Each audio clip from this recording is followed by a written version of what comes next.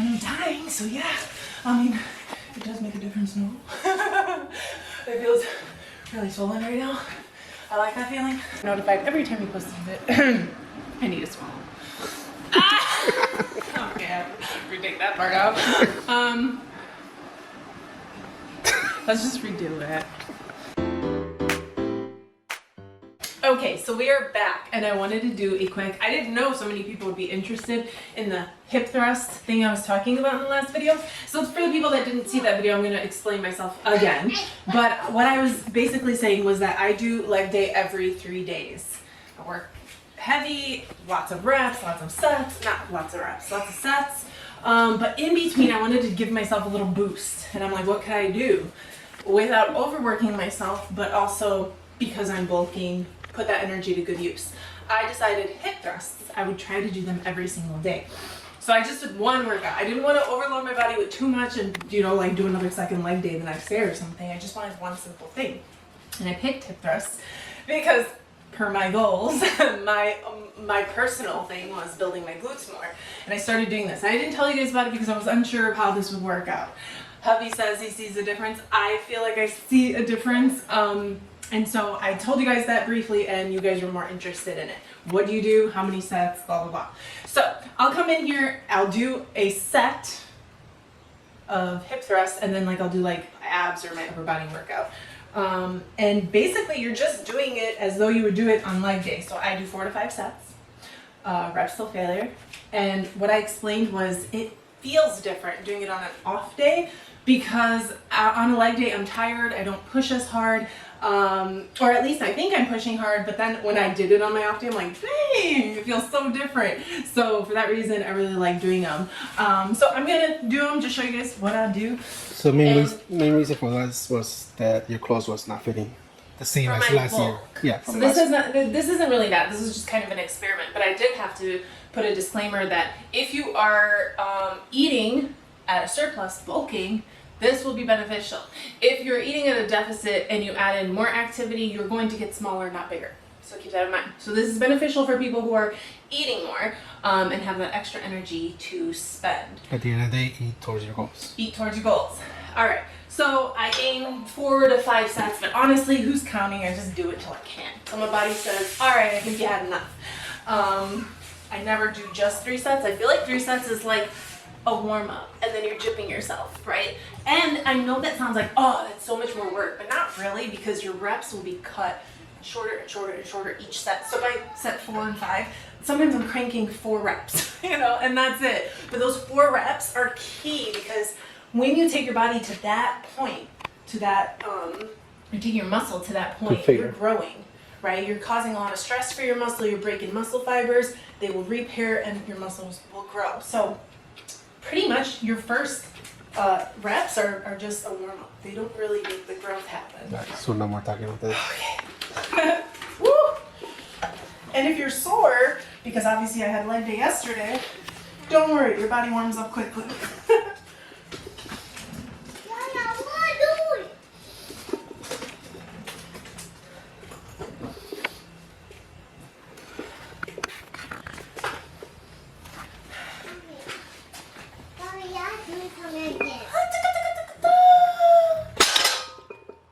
Step 1.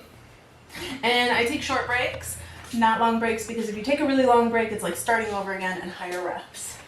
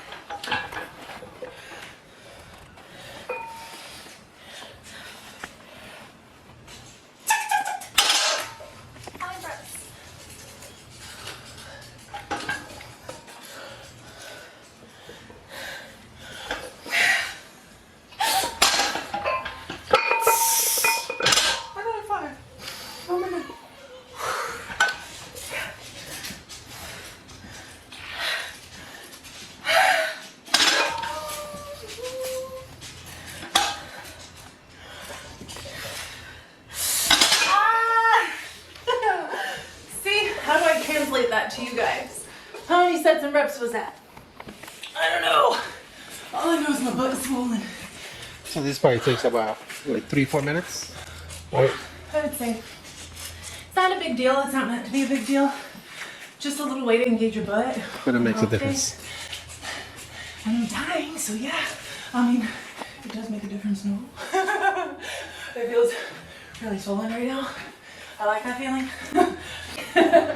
I suggest you try it, especially if you're bulky. Anyways. Let us know how it works. Yeah, keep me updated. Let me know in the comment section. Let's have a discussion about it. Let me know if you have any questions. But I will do abs real quick. We'll zoom through it. I have a bunch of ab videos out. But I guess I'll show you a little bit.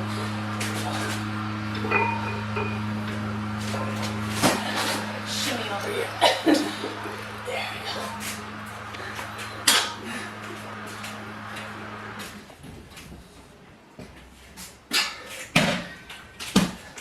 Okay. A little warm up.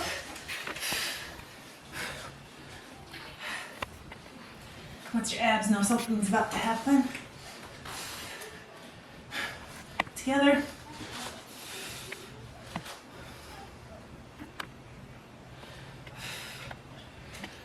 Alright, that feels good. Not challenging enough.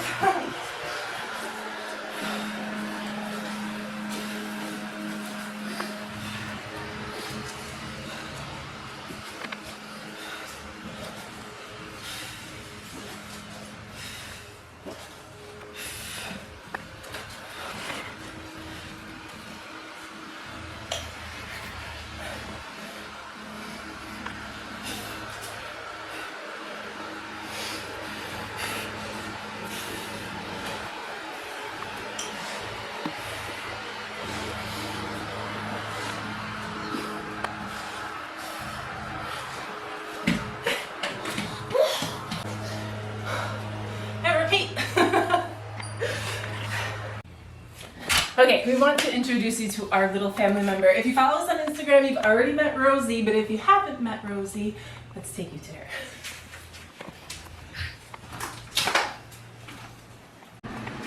So here we have little Rosie. She is 6 months old.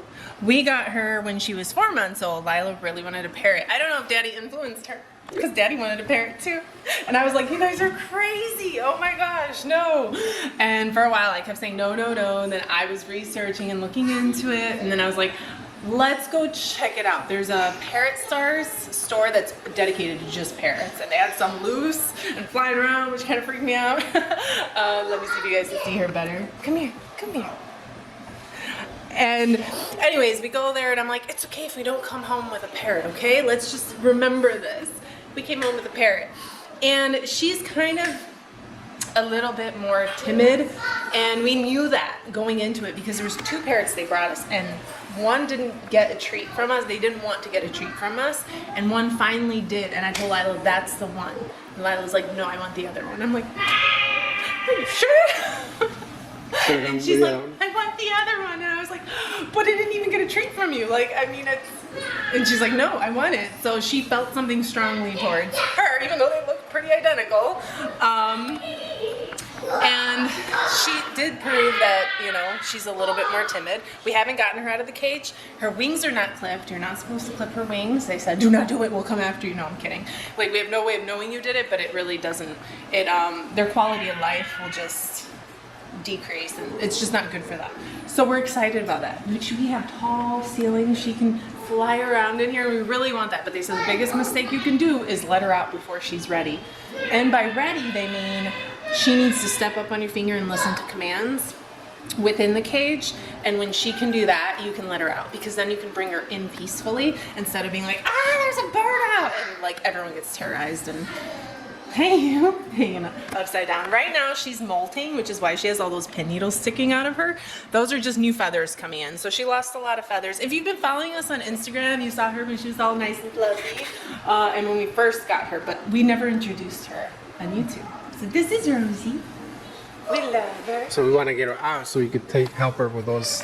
Yeah, so you can actually rub those little pin needles and it'll break the casting. and her feather will come out. They are a little bit sore, we were read, so like she'll like it if you can do it for her. But she has to like us enough to let us do it for her. So anyways, this is Rosie, our sweet little birdie. So she needs to be part of our flock. Yeah, and once she feels very connected, like they say sit by the cage a lot, so I have my morning coffee with her all the time. It could be up to 2 hours sometimes, depending how early I decide to wake up. I don't know, I'm an early riser and the whole family is sleeping and I'm not making noise, so I'll just grab a chair and sit with her. And she'll let me like rub her, and I don't know, we're hoping it happens sooner rather than later. But there's a lot to learn from them. I know, so much. And they said don't rush it. It's 20 years. She's gonna live for 20 years. Don't rush her. It might take a year, but don't rush her because you can mess up the I did. That's another story for another day. But you can really mess up with her, the slightest, smallest thing, and then you have to regain her trust. So They hold grudges. It's very difficult, but she's a challenge we accepted, and we enjoy her. Right, Rosie? And she can talk eventually if we train her to, you know, really work at it. You got to repeat things to her. He like whistle. Do you whistle? Yeah. Yeah, you whistle to her the same tune, and he said it in case the door were ever to be open while she's flying and she escapes, and we want to get her back. Because we She'll saw know the tune. we saw Budgie. She'll know the tune. We saw a little bird. We did. We Escape. saw Budgie, a blue Budgie, and it's not going to make it in the winter. And we're trying to capture it in the neighborhood. Someone did lose it, and I think they posted it on Facebook or something. And we were trying to lure it. Like it's not going to make it. So that's what made me like to do the same tune. Yeah, in case that ever happens. You didn't want it in the beginning, but like no, we need it. So she knows. Slightly annoying. Slightly annoying. I'm not gonna lie. I'm like, what are you doing? Why are you making that noise? He's like, so it's a distinctive noise. She knows it's coming from me, and she'll come to me, and I'm like, it's annoying. But whatever, it's okay. So anyways, you've met her. We're gonna end the video here. Be sure to be subscribed. Hashtag love it if you loved it, so we know you loved it. Hit the little bell right by the subscribe button so you're notified every time we post a video. And until next time, bye. Casey, bye. Bye-bye. Bye-bye. Bye-bye. No, not yet. Maybe one day. Maybe one day. I thought it I got it. I want to. Okay. Hi.